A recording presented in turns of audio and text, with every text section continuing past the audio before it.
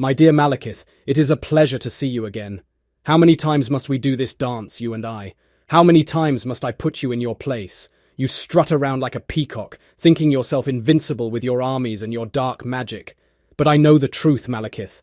I know that deep down, you are nothing but a frightened child, trying to prove yourself to a father who never loved you. You hide behind your army, behind your titles, behind your arrogance. But I see through you, Malekith.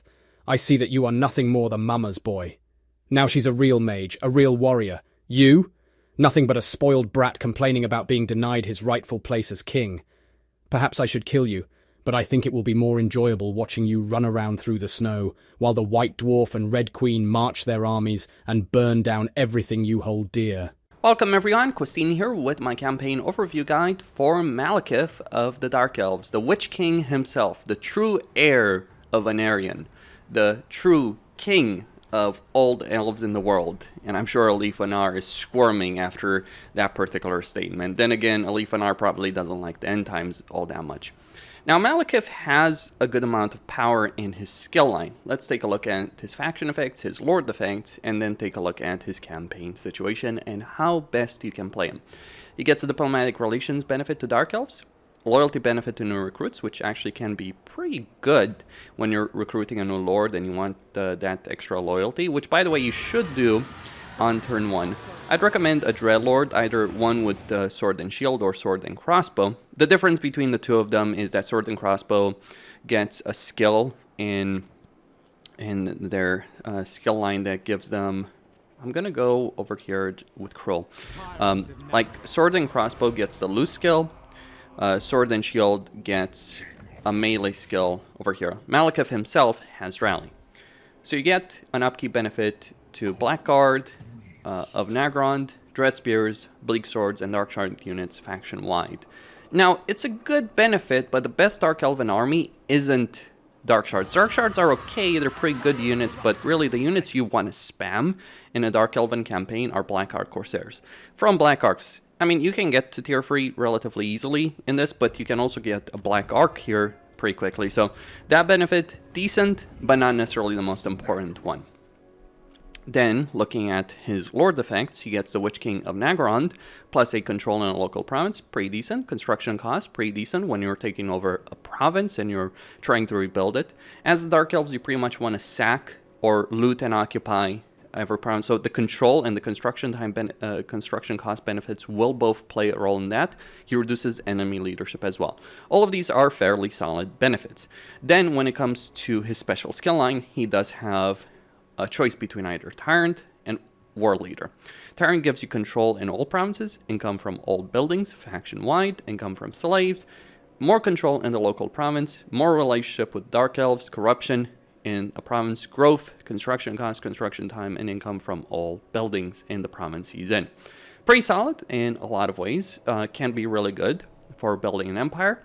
War Leader, however, gives you an upkeep of minus 10% for all armies, which is in itself an enormously beneficial income benefit. And by the way, when it comes to income from all buildings in a province, this may seem substantial, but really, your legendary lord should always keep moving, conquering province after another. You don't have the time or luxury to keep him in your main province that's generating a lot of income. So it's a bit meaningless, though the growth certainly is not something to sneeze at when you're just taking over a province. But still, upkeep to all armies, really, really good, especially later on in the game.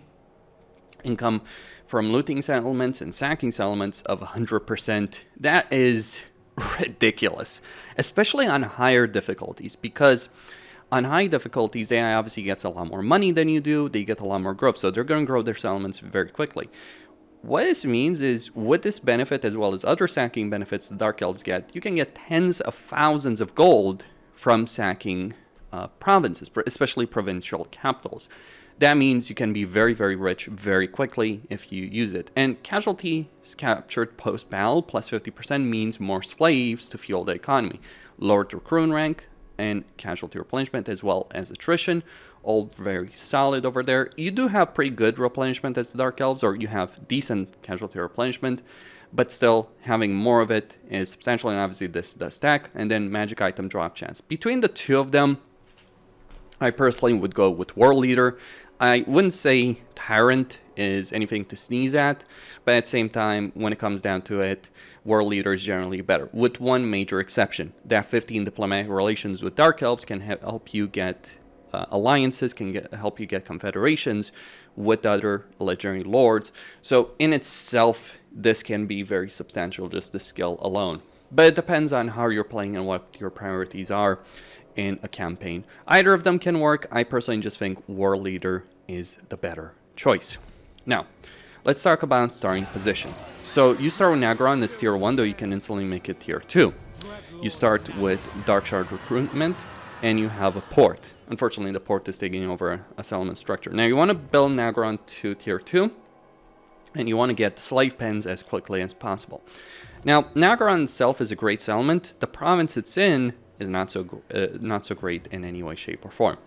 Now, this can be a bit of a tricky start, as Legend of Total War would call it. It's a trick start, because you're led to believe that you should take RhadigarTV on turn 1, and you can, but it's not the best thing you can do in your campaign. Sure, you could go with what the game basically wants you to do. Take out this army, take RhadigarTV, and then go over here, deal with Grombrindle. But this isn't necessarily the best campaign plan in a lot of ways. You should always eliminate this army, but taking RhadigarTV on turn 1, while it will unlock commandments for Nagron itself, it's not the best campaign plan. Because the Skaven here will slow down Grombrindle. If you're wiping them out, you're going to encounter him earlier, and it's generally better to have Grombrindle slow down while you're dealing with other issues and stabilizing the campaign situation. Grombrindle, by the way, hates you. It isn't necessarily a version that you can't overcome. That's, by the way, a critical point when it comes to the decision on where you want to go. But he will likely declare war on you, especially if you start expanding over here very quickly. If you could take the Altar of Ultimate Darkness and sell it to Grombrindle as well as some other provinces, maybe you can even make some kind of coexistence possible. Though don't count on it. The alternative, which I consider much better, is you take your sorceress over here. You put her in Malekith's army. You go over here against this army. You fight this battle or auto-resolve it. You can do this on every difficulty. I'd recommend fighting it manually. You choose the post-battle slave option because you want the extra slaves. That's the main reason you want to fight this army, not experience or money. Slaves. You want the slave economy. Then you force march Malekith as far as possible over here. The reason you're doing it is because you have Valkia the Bloody here, and she starts a war with Grond. Grond only has this one army. They have no other in their faction. Now, Grond itself, in the Spiteful Peaks, it's an amazing province. They have a gold mine, they have 4 regions. You can get a lot of leverage here. But the thing is, Valkia will always go for it. So what you want to do in this campaign is you want to race her to Ashrak. You want to take this before her.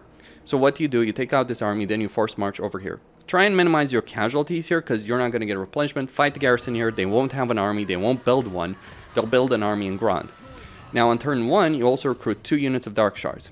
On turn 2, you take your army over here. You force march Malekith from Ashrak to the Chill Road. Or rather, on turn 3. I apologize. So on turn 2, you're going to take Ashrak. On turn 3, you're going to take the Chill Road with the army that you just start recruiting from Nagron. And then after that, you take Grond on turn 5, you take Grond, you go from the Chill Road to Grond, and then you take the Great Arena. And basically, that way you get the province for yourself. Now, with Valkia, she does have a bit of aversion against you, but certainly not as strong as the aversion that Grombrindle feels towards you.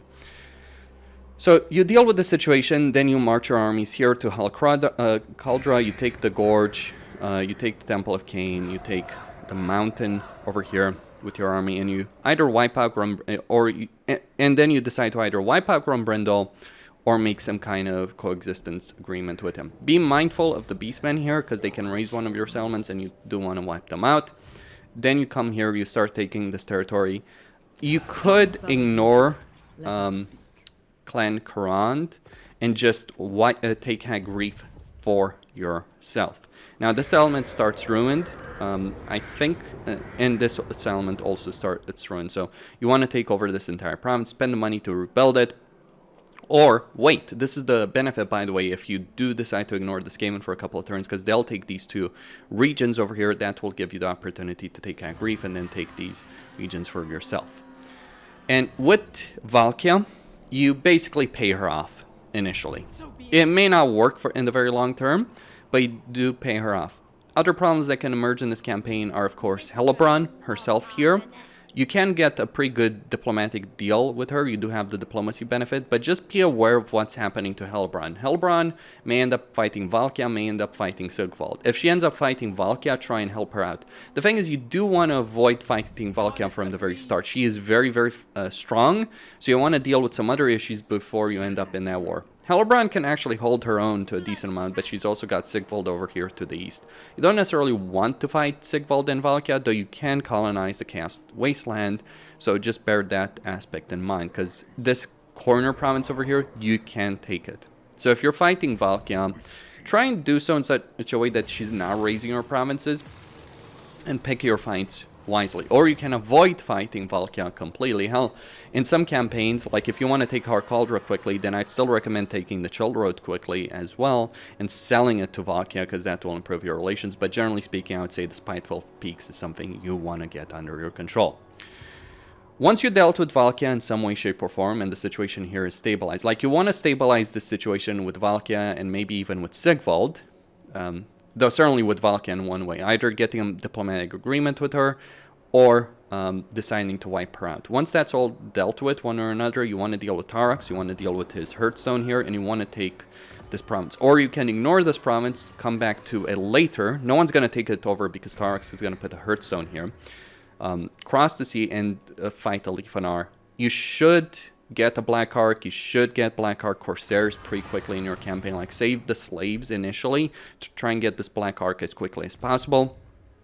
It is going to cost a lot of slaves, so just bear that aspect in mind. Get a Black Ark, invade for the Black Light Tower, take out the Alifanar, maybe make some, maybe wait until he wipes out Karen Carr, or some of it, or maybe you leave Karen Carr alive with their capital. Maybe you move so quickly against Alifanar that he hasn't had the opportunity to take Karen Carr's capital. You take over this entire territory, deal with Tarax, you take this entire province. This province is great because there's a special structure here that can give you a lot of money, or rather trade resources, through the strategic location. You then move down south. You should wipe out the Sisters of Twilight over here. Sack the Witchwood, take over the Witchwood. If you want to engage in diplomacy with Katep, you can do so. Just bear in mind that Grombrindal doesn't like Katep, so if you're trying to make the diplomacy work with Grombrindal, and it's not impossible, to be very clear. Like, if you could take the Altar of Ultimate Darkness quickly, or really this province and selling it to Grombrindal, then you can actually make diplomacy work to him. And if you start taking settlements over here and selling these to Grombrindal as well, it certainly will work. It may not be a permanent fix, but just temporary delays would be great. Take the Witchwood, sell it to Grombrindal, or make an alliance with Katep if you want to do so. Just bear in mind, if you have an alliance with Valkia, and same with Grombrindal, if you have an alliance with Valkia, then either Grombrindal or Katep may end up declaring war on Valkia, or she may end up declaring war on them. One of the things I've noticed in quite a few campaigns in this area is Valkia really hates Katep. So if you're making a military alliance with Katep and then you have an alliance with Valkia at the same time as well, which is certainly doable, then they may end up at war with each other. If that's the case, I would probably recommend Katep for the longer term benefit, though Valkia herself can hold your entire northern flank, especially if you help her out a bit against Sigvald. Though Sigvald is a major threat because he will expand across the entire north. Though he will ignore you if you ignore him. Just bear in mind. Take the Witchwood, take all over the entire thing here. Come in contact with Marafi, start establishing diplomatic deals, and at that point you should really start considering your invasion plan of Ulthuan. Bear in mind that if you're playing on Legendary very hard, for which these videos are designed for, on Legendary very hard, Noctilus and Akari will, to a certain extent, do well in Ulthuan, but eventually they'll be wiped out. You have about 30 or so turns until that starts happening. It might be earlier, it might be later, but that's the kind of timeline you're working on. You want to come over here, start conquering Ulthuan, dealing with Alariel. If you could prevent Alariel from getting the Sword of Cain, that would be amazing. But again, keep in mind how much time you have, conquering all of Ulthuan, and then you get to deal with all the other issues of the High Elves. For your short campaign victory condition, it is a bit annoying that you do have to wipe out Lothern because it's way over here, but it is certainly very doable. And obviously, long campaign victory condition, take the Shrine of Cain. I would not necessarily recommend Confederation with these guys, though it is certainly doable to get that Confederation going to get the Shrine of Cain. And obviously you would get these settlements at higher levels since Wasteland is uninhabitable to you. You can make deals with Nakari, you can make deals with Noctilus, though to be quite blunt about it, I'd personally prefer to wipe out both of them because they're not necessarily... Well, Noctilus isn't a great ally, and Nakari can be a powerful ally, just bear in mind allying Slaanesh carries with it its own major issues. And after that, it's really up to you. That's the basic campaign plan that you have going for you as Malekith. Focus on, like as Lords, I would always use Dread Lords early on, not High Beastmasters. These are only useful if you're going with a lot of monstrous units, which is later on in the campaign. And Sorceresses, they're good, but you have plenty of ways of getting magic because you increase the hero capacity with every tier 3 settlement. So you're certainly not going to be lacking in Sorceresses. And this is, by the way, something that applies to Malekith. He starts with a Sorceress, so while you might be tempted to go with his skill line over here, it's not really worth it. It's better to focus on a melee skill line when it comes down to it. That's all. Costine here signing out. Don't forget to subscribe, like, and enable notifications, and stay tuned for more.